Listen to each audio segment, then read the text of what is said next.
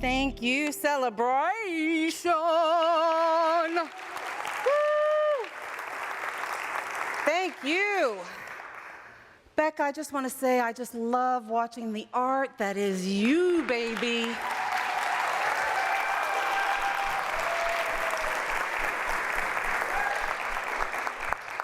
So we're going to talk about the big, pink, polka-dotted elephant in the room. You know, when I started here at Unity Church of the Hills, one of the things that I told you is that I talk about what's going on, what's currently here, what the energy is, what the situation is. That is mine to do. Now, I've been wanting to talk about Reverend Kristen and Brian for a while, but I also knew that there's some woundedness there. And I needed you to know who I was and how I approach issues before I went there. I hope that you have this sense of trust in me, in that whatever the issue, the situation is, I'm going to talk about it from a place of love, of forgiveness, of kindness. And it just felt like right now is the auspicious time to do this work.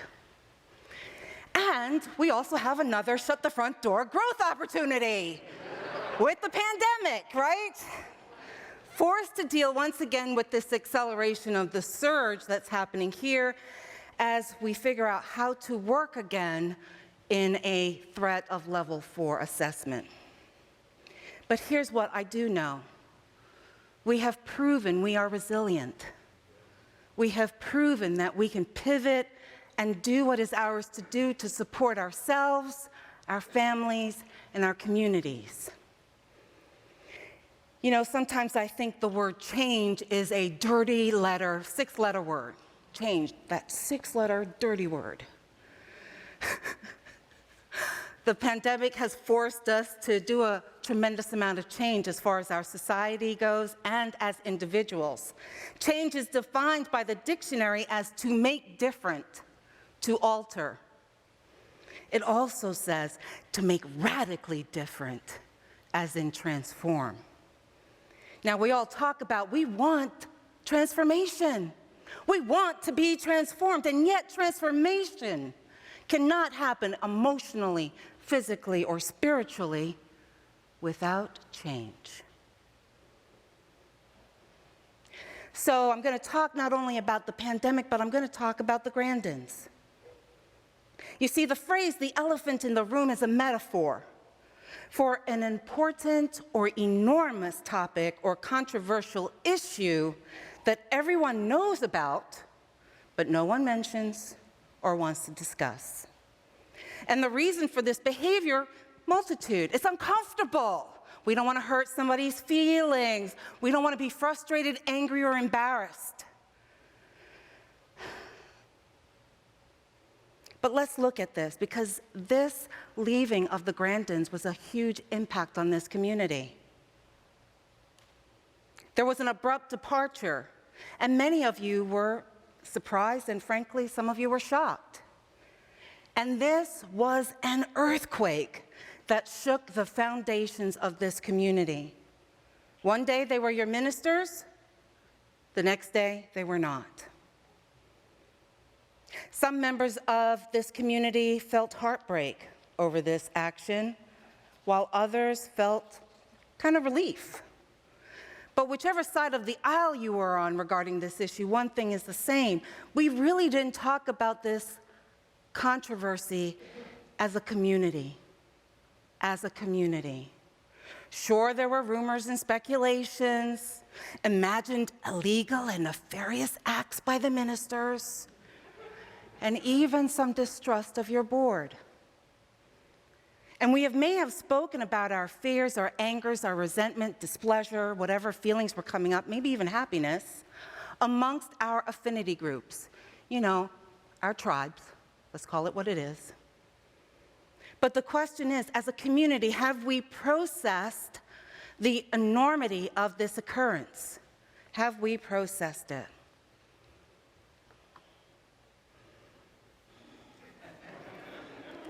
Thank you, I worked really hard on that graphic. So I want to let you know that as part of who I am, to be in integrity, to be authentic, I've had several discussions with the Grandins. And they have been really warm and generous in their time as they chatted with me. And they wanted to share with me their immense love for this community. And they were wonderful enough to send continued blessings to us as we are in our new partnership of minister and community. And I'm also aware that some of you are in contact with the Grandins. You know why? Because you still love them. And for those who have told me that they are in contact with the Grandins and that they still love them, you know what my response has been? Of course you still love them. As humans, we can love several people at the same time. You know, it's like love is not finite. It's not unlimited. And love is simply the frequency of the divine. It knows no bounds. It knows no bounds. So for those of you who are still in love with the Grandins, there's no need to feel ashamed or to feel like you betrayed me or anything like that. It's okay. And nor does it mean that anyone needs to blame you for loving them. And for those who blame the Grandins, or maybe the board of directors, or maybe the staff, for the upheaval that happened in our community, I'm hoping that the tools that I've shared with you in the past and that I will share with you today will really help you to shift into forgiveness. And the reason that I'm mentioning forgiveness is that without that ability to forgive, our hearts will remain closed off in that area. Did you hear me? Without forgiveness, our hearts will remain closed off in that area. And since the area that we're talking about being closed off on is this spiritual community, then you know I gotta ask some questions, right? So how are you engaging here? Are you waiting for the other shoe to drop? Are you wondering, how long will I last as your minister? Are you waiting to see if the board, the staff, and I are in alignment before you trust again? Before you support us again? You see, when an issue as big as this happens in a community such as ours, its human tendency is to shy away from tackling something like this.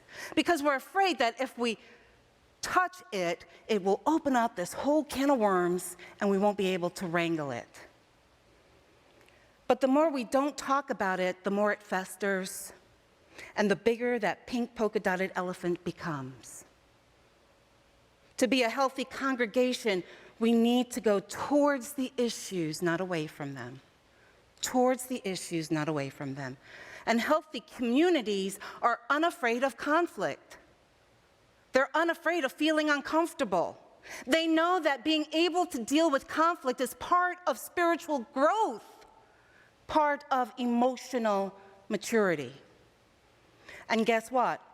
Healthy congregations attracts healthy members. So my beloved, we have a choice. We always have a choice. We have a choice to engage in healing and wholeness or to remain in unforgiveness and blame. But be aware that holding on to unforgiveness is suffering. And suffering is a choice. Suffering is a choice. The reality is life is not idyllic. It seldom lives up to our expectations. And you know, my favorite mantra that I say to myself regularly, my happiness is inversely proportional to my expectations. Do you hear that? My happiness is inversely proportional to my expectations.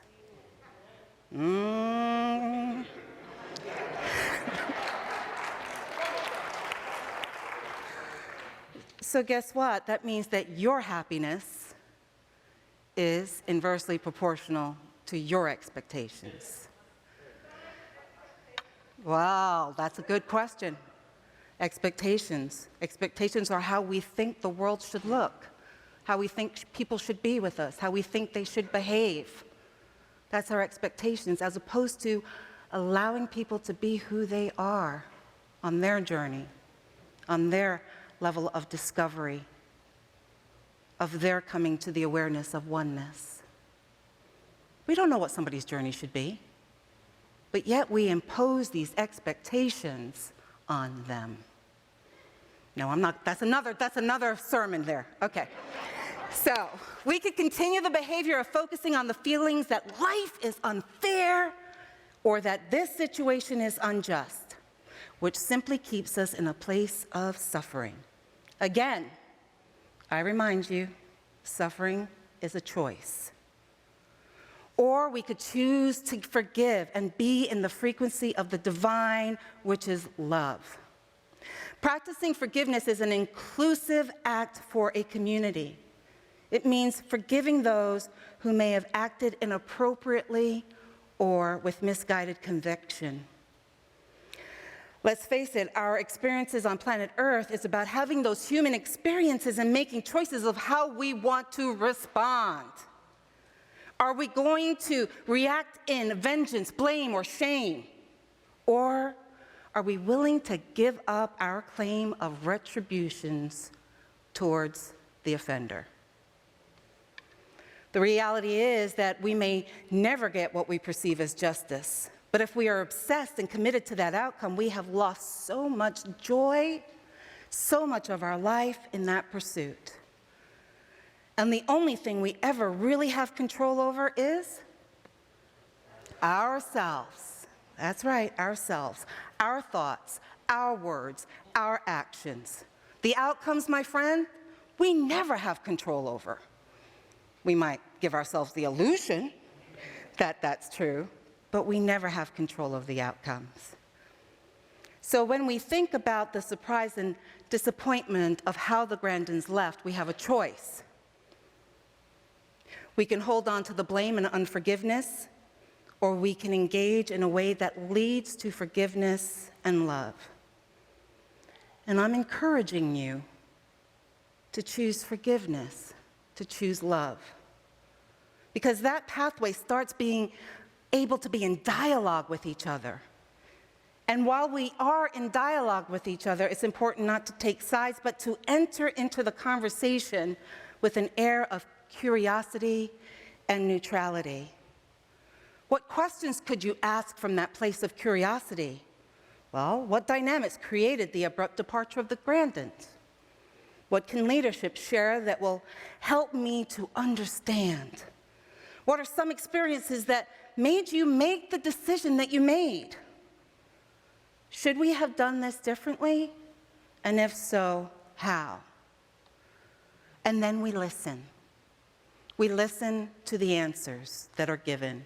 We put ourselves in their shoes for a moment as they share their experiences, and we hold compassion for their walk.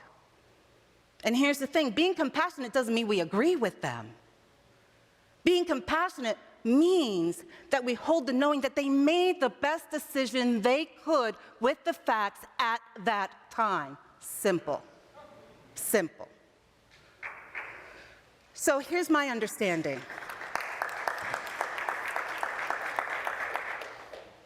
Here's my understanding of the situation with the Grandins. There was a lack of resonance. We talk about resonance, right?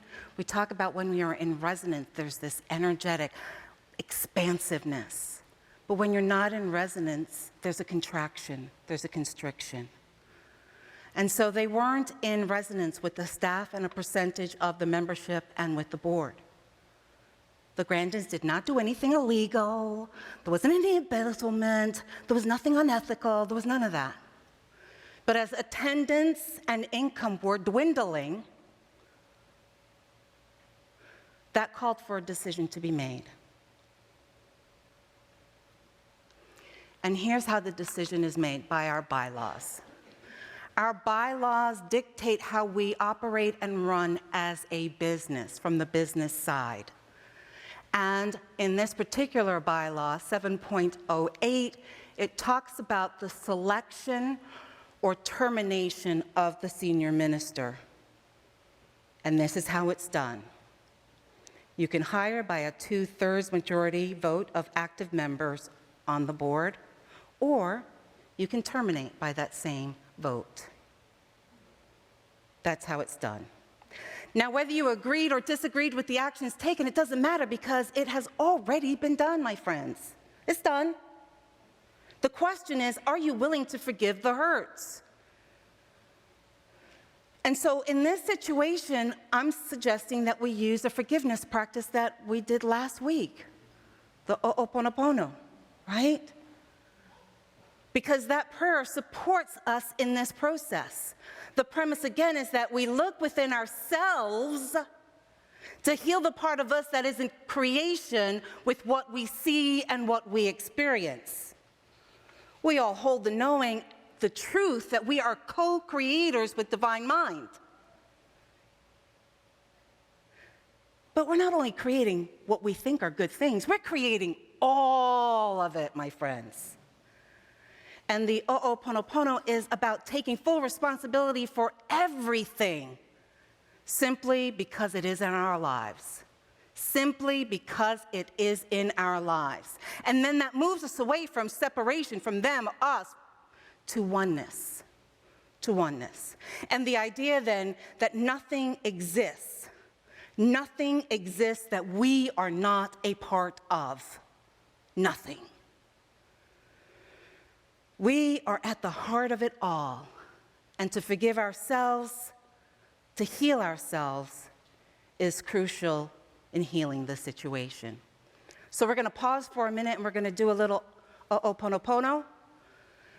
So bring the consciousness to your consciousness, Revs Brian and Kristen.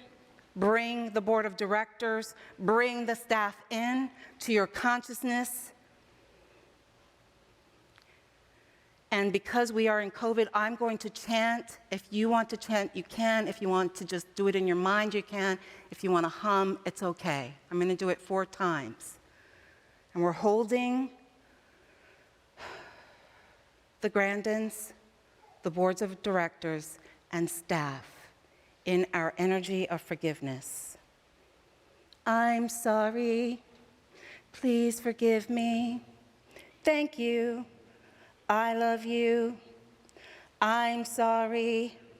Please forgive me. Thank you. I love you. I'm sorry. Please forgive me. Thank you. I love you. I'm sorry. Please forgive me. Thank you. I love you. So this week, anytime that you get those negative thoughts about this situation where you want to blame your spiritual community, you want to blame someone or something, I invite you to chant the Ho'oponopono prayer. Because once you're able to forgive,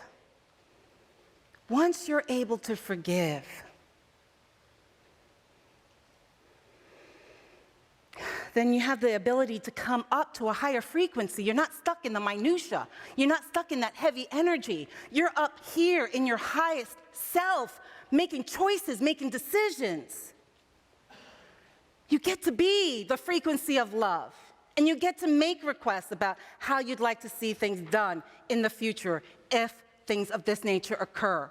You get to ask how you would like things to be handled in the future.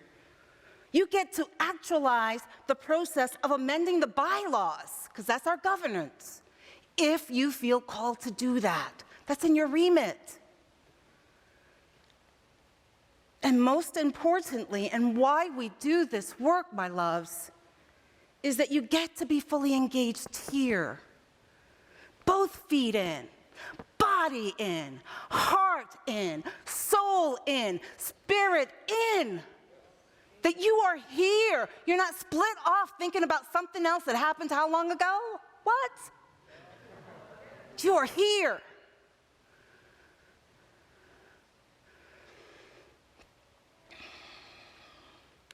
But what happens when that big polka-dotted elephant in the room isn't a person but a situation? Like the pandemic. Here we are again. But remember, back in March 2020, it upended our lives. Upended our lives. We were forced to stay home to isolate from friends, from family, from work, from our spiritual community. And when we did go out for essentials, we were masked, and hand sanitizer was our significant other. And here's the thing, our brains were simply having a hard time processing all these new ways of being. You see, for so many of our day-to-day functions in the past, it's all been without thinking about it. We've been on automatic pilot for those low-level functionalities. But during the pandemic, we had to stop and think about every little thing. Okay, do I need a glove for this? Do I not need a glove for this? Do I mask up? Do I not mask? It was constant.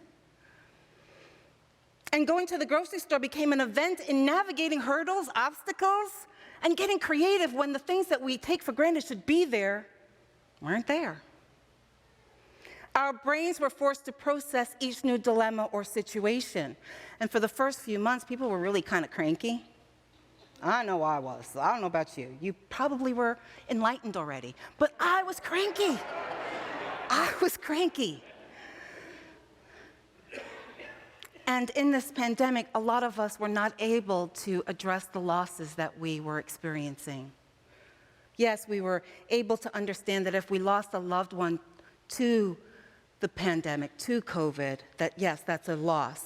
But then it was the added burden there is we couldn't even mourn them the way that we were used to mourning them. But what wasn't addressed is the grief associated with the loss of certainty, the loss of life as we knew it. The loss of doing what we wanted to, when we wanted to, how we wanted to, and nobody was going to say a damn thing about it, right? We took that grief and turned it into anger, which we reveled in and at those people who created this mess. And even after the mask came off and isolation ended, we were still angry and confused by this new normal. And just when we started to breathe and feel like, okay, we're safe, we can go out to dinner and dancing, we can do all this stuff, here we are again, grappling with this virulent wave of COVID-19. And we're being told we've got to wear masks again, indoors and socially distanced again. And many of us are sad and ticked off by this radical change, impacting our lives again. For many, we are in resistance to this change and have the reaction to be in opposition to the mask mandates. We can call on the facts for the masks or against the masks. They're out there. We can blame the government. We can blame health experts. We can blame those who got vaccinated. We can blame those who did not get vaccinated. But in all our anger, frustration, and blame, it doesn't change the facts. And so we need to practice forgiveness in this as well, my friends. Often we think forgiveness is an action of helplessness and a surrender to powerlessness. We think that if we forgive, then that we are weak and we will forfeit our right to stop that wrong from happening. But forgiveness practices allows us to be free of that rage and come into rightness. In the act of forgiveness, we perform an alchemy. Do you remember the alchemies? It was like a big thing in the what is that? I want to say, I lost the word there.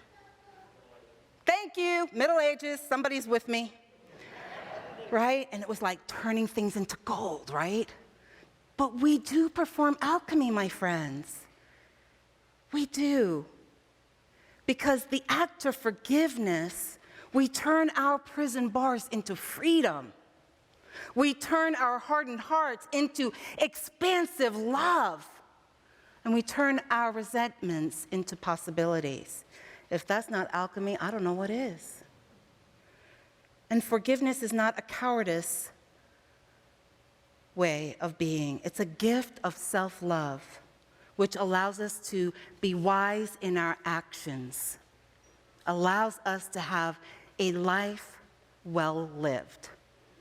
So for this one, I want to share with you this Buddhist forgiveness meditation practice, and this is what we will do today in our meditation.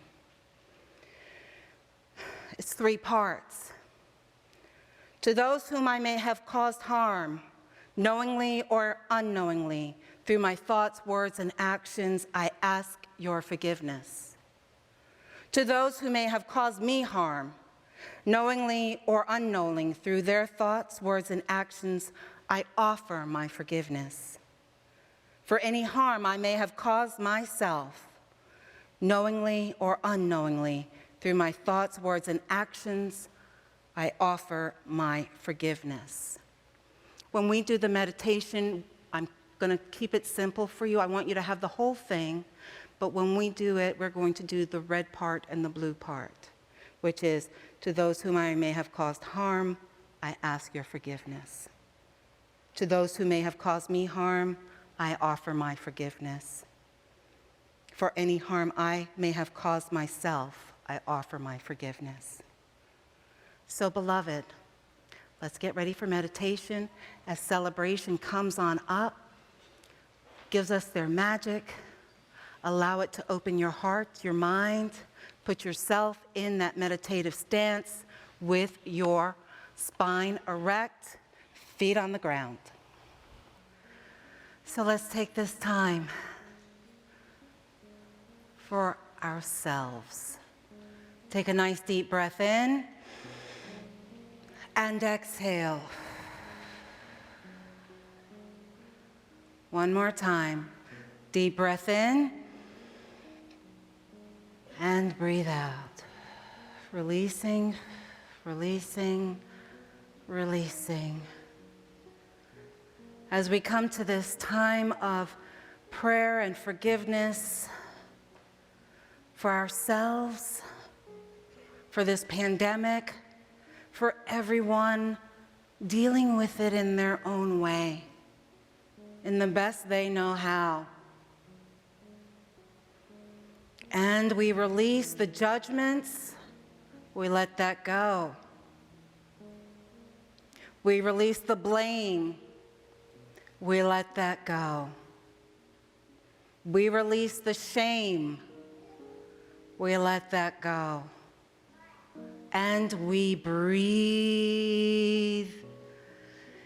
into this lightness as we say the phrases. You may say it silently in your mind, you may speak it, all is acceptable. Together, to those whom I may have caused harm, I ask forgiveness. To those who may have caused me harm, I offer my forgiveness. For any harm I may have caused myself, I offer my forgiveness. Breathe, deep breath in. Hold it. Exhale. Releasing again, releasing again. Together, to those whom I may have caused harm, I ask for your forgiveness. To those who may have caused me harm, I offer my forgiveness. For any harm I may have caused myself, I offer my forgiveness. Deep breath in again. Hold. Let go.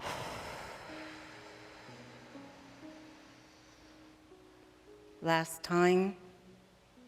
Together.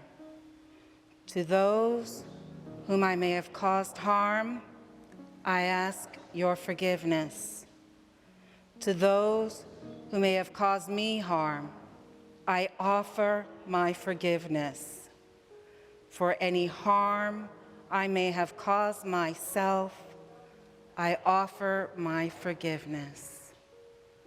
Deep breath again.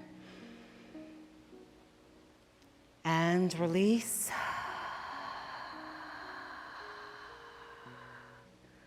And let go and just feel the lightness, my friends.